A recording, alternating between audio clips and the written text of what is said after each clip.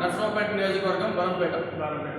చెప్పండి అన్న, నిన్న చూసుకున్నట్లయితే ఆంధ్రప్రదేశ్లో మరొక జగన్నాటకం బయటకు వచ్చింది. అవును. ఏదైతే ఆంధ్రప్రదేశ్ ముఖ్యమంత్రి జగన్మోహన్ రెడ్డి ఉన్నాడో అతనిపై మళ్ళీ రాళ్ల దాడి, రాయితోటి దాడి చేసినటువంటి వార్త రాష్ట్ర వ్యాప్తంగా అదేవిధంగా దేశవ్యాప్తంగా సంచలనంగా మారింది. ఏమై ఉంటుందన్న మీ అభిప్రాయంలో చెప్పండి. అసలు జగన్మోహన్ రెడ్డి మీద దాడి చేయాల్సినటువంటి అవసరం ఎవరికి ఉన్నది? అది అంతా ఏమని అనుకుంటున్నారు అన్న? నేను ఈ సందర్భంగా ఒకటే చెప్తున్నా, 2024 ఎలక్షన్స్ చాలా నీతిబద్ధంగా ఎలక్షన్ కమిషన్ చాలా స్ట్రిక్ట్గా ఇది చేయాలి, ఎలక్షన్ చేయాలి. ఎవరైతే ప్రజల నాయకుడు ఉన్నాడో, ఎవరైతే ప్రజల పక్షాన్ని నిలబడతాడో వాళ్ళకే ప్రభుత్వం కట్టబెట్టాలి, వాళ్ళే మన ఆంధ్రప్రదేశ్ని రూలింగ్ చేయాలి అని చెప్పేసి ఈసీ కూడా చాలా సీరియస్గా తీసుకుంది. ఫస్ట్ పాయింట్ వచ్చేసన్న 2019 అప్పుడు మన టీడీపీ ప్రభుత్వం గవర్నమెంట్లో ఉంది.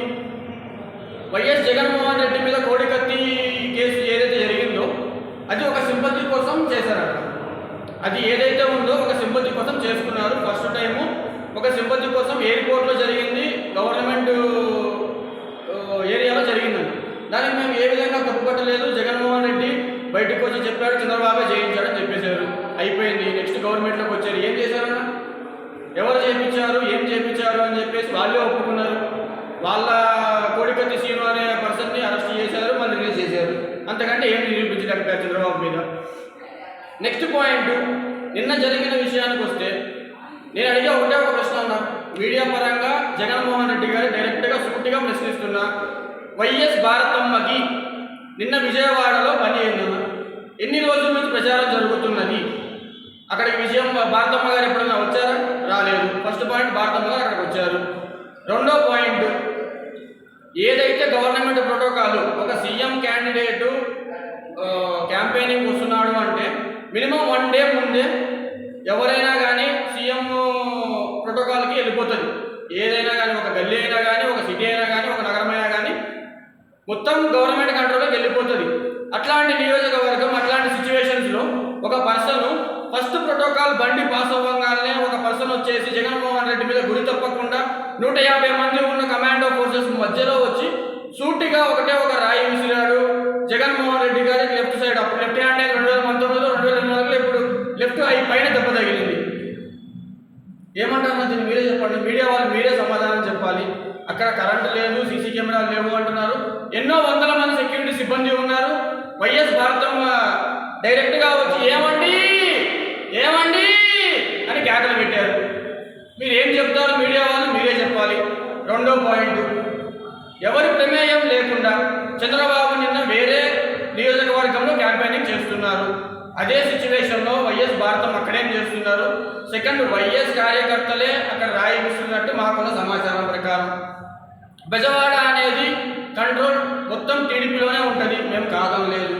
అటువంటి సిచ్యువేషన్లో జగన్మోహన్ రెడ్డి గారు దగ్గర 13 అడుగుల ఎత్తులో ఉన్న క్యాండిడేట్ని డైరెక్ట్గా రాయి పెట్టి కొట్టగలిగారు అంటే ఎవరి దగ్గర సత్తా ఉంది? అది భద్రతా లోపం కాదా అని మేము డైరెక్ట్గా ప్రశ్నిస్తున్నాం. ఏం చెప్తారని మీడియా వాళ్ళ ప్రశ్నిస్తున్నాము. అంబటి రాంబాబుకి సూటిగా ఒకటే ప్రశ్న విసురుతున్నా. సంక్రాంతి సంబరాలు చేసుకునే సంబరాల రాంబాబు గారు, మీరు ఎటువంటి ఇబ్బంది లేకుండా ఈ ఎలక్షన్ చేసుకోండి. నెక్స్ట్ తెలుగుదేశం పార్టీ అధికారంలోకి రాగానే ఫస్ట్ ప్రచార కార్యక్రమం చేసేది మీకే. మీరు ఏ విషయం కానీ ఈరోజు 2024 ఏప్రిల్ 12వ తారీఖు సాయంత్రం 7:15 జరిగిన వైఎస్ జగన్మోహన్ రెడ్డి గారి మీద జరిగింది, చంద్రబాబే చేయించాడు అని చెప్పేసి 12వ తారీఖు ఏప్రిల్ 2024 10 గంటలకు మీరు పెట్టిన ప్రెస్ మీట్ ఏదైతే ఉందో దాన్ని మేము తీవ్రంగా ఖండిస్తున్నాము. నెక్స్ట్ 2024 వై నాట్ 175 అని చెప్పిన జగన్మోహన్ రెడ్డి ఎందుకు భయపడుతున్నారు? మీరు నిజంగానే 2019 151 సీట్లు 151 సీట్లు మంచిగా మనస్ఫూర్తిగా ప్రజాదరణ పొంది గెలిచినట్లయితే మీకు ఎటువంటి భయం లేదు. ఆల్రెడీ ఉన్న ఎమ్మెల్యే క్యాండిడేట్లను, ఎంపీ క్యాండిడేట్లను ఉంచి మీరు 2024లో 2019 నుంచి 2024 వరకు మీరు చేసిన మంచి ఏదైతే ఉందో ఏపీ రాష్ట్రానికి అది మొత్తం మీరు చెప్పి ఎందుకు మీరు ప్రజల్లోకి వెళ్ళలేకపోతున్నారు?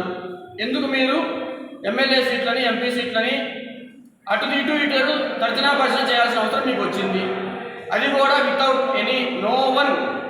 వితౌట్ ఒక్క మనిషి, చివరికి సజ్జలా అనుకునే డిప్యూటీ సీఎం క్యాండిడేట్ని కూడా మీరు భయపడి పక్కకు నెట్టేసి విజయనగరం సీట్ల కోసం చివరికి బొత్స సత్యనారాయణ కాళ్ళు పట్టుకోవాల్సిన స్థితి మీకు ఏమొచ్చింది? మీరు చెప్పారు మంచి జరిగితేనే మీకు ఓటేయమని అడిగారు. నేను ఒకటే సూటిగా ప్రశ్నిస్తున్నాను, మద్యపాన నిషేధం జరిగినదా? ఫస్ట్ పాయింట్, జరగలేదు. దశల వారీగా మద్యపాన నిషేధం 2024కి పూర్తిగా మద్య నిషేధం చేసిన తర్వాతనే మీరు వస్తారని చెప్పారు ఎలక్షన్ అడగడానికి, ఓటు అడగడానికి. 15 సంవత్సరాల పాటు మద్యపానాన్ని తాకట్టు పెట్టి మీరు ఎన్నో వేల కోట్లు ఇది తెచ్చుకున్న మీరు